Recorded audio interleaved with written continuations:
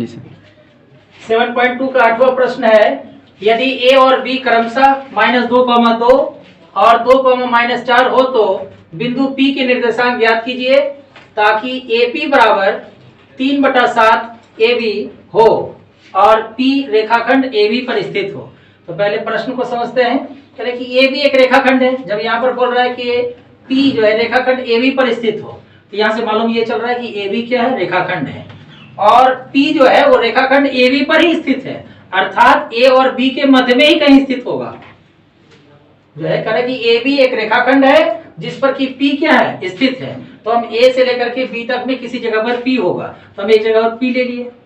अब इसमें कह रहा है कि AP जो है यानी A से लेकर के P तक की दूरी कह रहा है कि 3/7 भाग है किसका, AB का, यानी कि पूरा A से लेकर के B तक की जितनी दूरी है उस पूरे दूरी का 3/7 कौन है, AP है।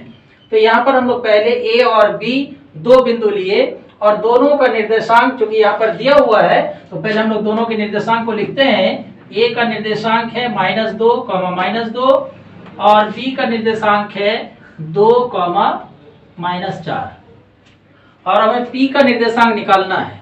तो हम लोग जान रहे थे इससे पहले विभाजन सूत्र में कि अगर दोनों सिरे का निर्देशांक मालूम हो और विभाजन बिंदु मालूम हो तो हम लोग क्या कर सकते हैं, विभाजन अनुपात निकाल सकते हैं। और अगर दोनों का सिरा, पहला सिरा और दूसरा सिरा किसी रेखाखंड का मालूम हो और विभाजन अनुपात मालूम हो तो हम लोग क्या कर सकते हैं, विभाजन बिंदु का निर्देशांक निकाल सकते हैं। लेकिन आपको इस प्रश्न में ऐसा लग रहा होगा कि रेखाखंड AB जो है इसका पहला सिरा अर्थात A इसका निर्देशांक मालूम है और फिर रेखाखंड का दूसरा सिरा B उसका भी निर्देशांक मालूम है, विभाजन बिंदु P है यह भी मालूम है, लेकिन हमें ना तो P का निर्देशांक मालूम है और ना ही अनुपात मालूम है। दोनों में विभाजन अनुपात भी नहीं मालूम है और विभाजन बिंदु का निर्देशांक भी मालूम नहीं है। तो दोनों में से किसी एक को पहले आपको मालूम करना पड़ेगा। या तो विभाजन बिंदु का अगर निर्देशांक मालूम चल जाता है तब आप अनुपात निकाल सकते हैं, या अगर अनुपात मालूम चल जाता है तब आप विभाजन बिंदु का निर्देशांक निकाल सकते हैं। लेकिन यहाँ पर जो क्वेश्चन में पूछा गया है तो क्वेश्चन में P का निर्देशांक पूछा गया है, अर्थात विभाजन बिंदु का निर्देशांक पूछा गया है। तो इसके लिए हमें पहले इसका अनुपात मालूम होना चाहिए कि विभाजन अनुपात क्या होगा। तो विभाजन अनुपात यहाँ पर जो शर्त दिया गया है कि AP = 3/7 AB, तो इससे हम लोग क्या कर सकते हैं कि विभाजन अनुपात निकाल सकते हैं। वो कैसे, तो यहाँ पर देखिए इसको, AB जो है ये दो भागों में बटा हुआ है। AB का ही अलग अलग हिस्सा है, एक हिस्सा है AP और दूसरा हिस्सा है इसका PB, अर्थात AB को हम AP + PB यानी कि AP और PB के योगफल के रूप में लिख सकते हैं। यहाँ जो क्वेश्चन में दिया हुआ है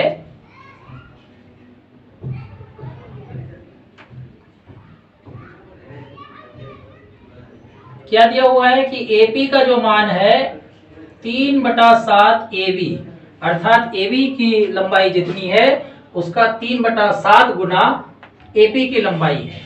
तो इसमें हम लोग क्या करते हैं, AP को रहने दिए क्योंकि यह तो एक भाग है इसका, और हम लोग को जब भी अनुपात चाहिए विभाजन सूत्र के लिए तो विभाजन सूत्र में हम लोग जान रहे हैं कि अनुपात हम लोग इस तरह से लेते थे, A से लेकर के P तक और P से लेकर के B तक।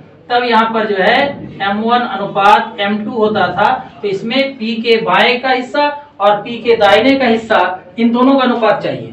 तो इसके लिए हम लोग क्या करते हैं कि इसको 3/7 और AP जो है AB को हम AB, तो AB को हम AP और PB के योगफल के रूप में पहले लिख देते हैं। तो AP को हम अलग अलग करके AB को बांट दिए किसमें, AP + PB के फॉर्म में। तो अब AB दो भाग में बट चुका, AP पहला हिस्सा और PB इसका दूसरा हिस्सा। हम लोग 7 पे चले क्या जाते हैं, तो 7AP = 3AP + 3PB। अब हमें जो अनुपात चाहिए था वो AP और PB में चाहिए था, AP और PB में अनुपात चाहिए था, और इसमें भी हमारे पास सिर्फ अब AP और PB बचा है। इन दोनों में हम लोग क्या कर सकते हैं, अनुपात निकाल सकते हैं। तो इसके लिए आप क्या कीजिए, 7AP - 3AP = 3PB, यानी कि 4AP = 3PB। तो हमें अब AP और PB में अनुपात चाहिए कि AP और PB का क्या अनुपात होगा। तो इसके लिए AP बटा PB इज इक्वल टू 3/4। तो यानी कि AP और PB का जो अनुपात आया वो आ गया क्या, 3:4। अर्थात यहाँ पर M1 और अनुपात M2 जो है इसको आप 3:4 इसको लिख सकते हैं। अब यहाँ पर देखिए कि इस रेखाखंड AB में A का निर्देशांक मालूम है, B का भी निर्देशांक मालूम है, और विभाजन बिंदु जो P है यहाँ से ये AB रेखाखंड किस अनुपात में बढ़ रही है यह अनुपात भी मालूम है कि 3:4 है। अब हम लोग इससे आगे विभाजन सूत्र पढ़े हैं कि विभाजन सूत्र से हम लोग क्या कर सकते हैं कि अगर रेखाखंड के पहले सिरे का निर्देशांक, रेखाखंड के दूसरे सिरे का निर्देशांक और अगर विभाजन अनुपात मालूम है तो हम लोग क्या कर सकते हैं, विभाजन बिंदु का निर्देशांक निकाल सकते हैं। तो इसके बाद ये हम लोग करेंगे विभाजन सूत्र से। विभाजन सूत्र से, तो विभाजन सूत्र से P इसका निर्देशांक हम लोग x और y मान लेते हैं फिलहाल। और अब देखिए क्या होगा, M1 x2, तो M1 का मान कितना है 3 और x2 2 प्लस अब क्या M2 x1 तो इसका -2 बटा M1 प्लस M2 यानी कि 3 + 4। और इसी प्रकार फिर हम लोग y निर्देशांक में करेंगे तो M1 और y2, तो y2 का क्या होगा -4 प्लस M2 y1 यानी कि -2। और इसमें भी हम नीचे क्या करेंगे M1 प्लस M2। तो अब देखिए ये x की तुलना x निर्देशांक और y की तुलना y निर्देशांक के साथ करेंगे। x इज इक्वल टू 6 - 8/7 एवं y इज इक्वल टू -12 - 8/7। इसलिए x इज इक्वल टू -2/7 एवं y इज इक्वल टू -20/7। अतः P का जो निर्देशांक प्राप्त हुआ -2/7 और -20/7।